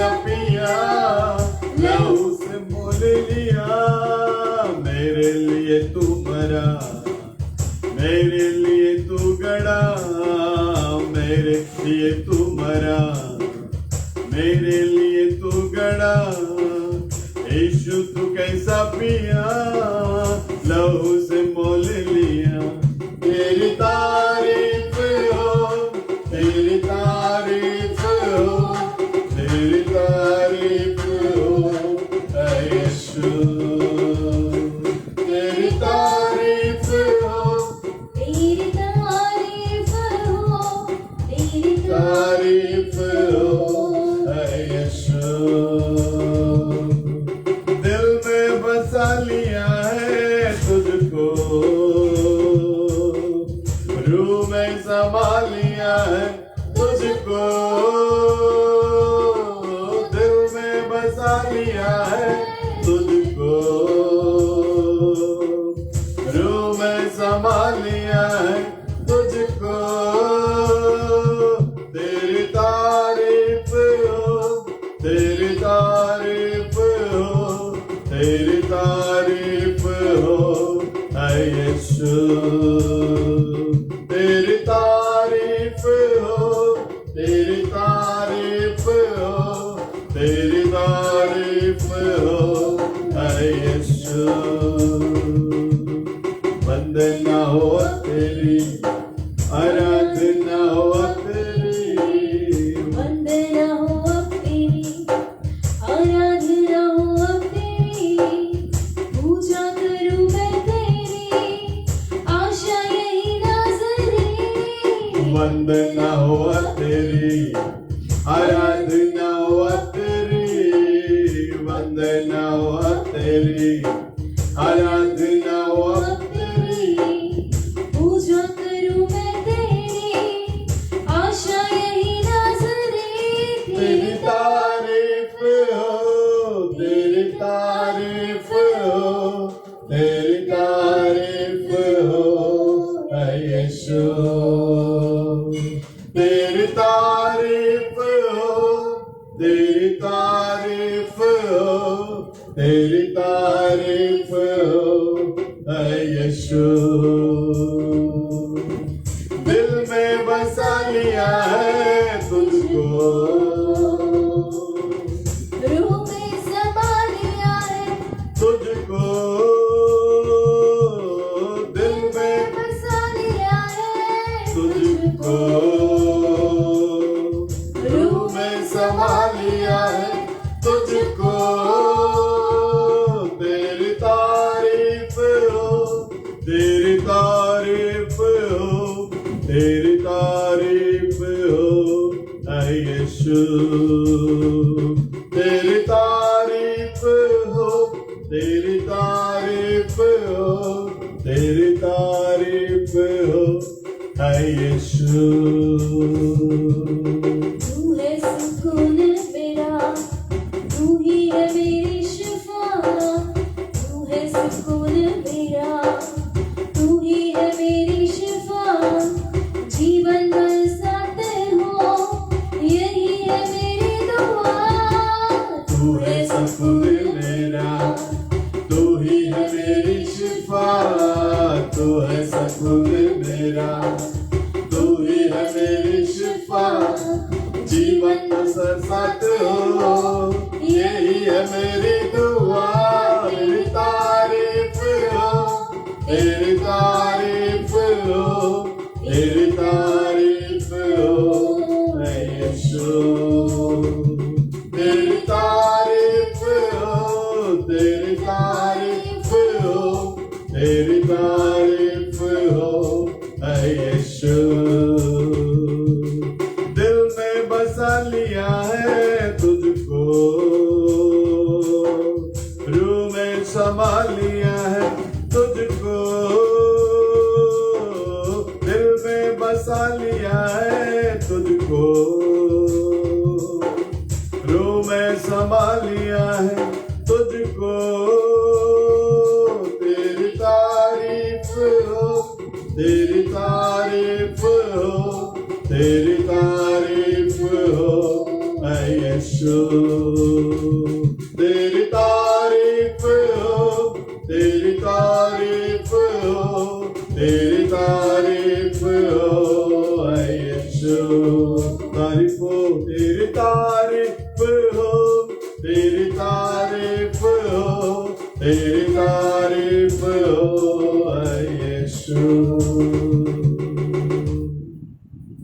स्तुति है प्रभु जी, धन्यवाद है प्रभु यीशु मसीह के नाम से। आज रविवार के इस ऑनलाइन आराधना को आपने आशीष की, इसके लिए हम धन्यवाद करते हैं प्रभु जी। जितने भी लोग ऑनलाइन देखें सभी को आशीष करना, और आने वाले दिनों में जितने भी लोग देखेंगे उन्हें भी तो आशीष करना प्रभु।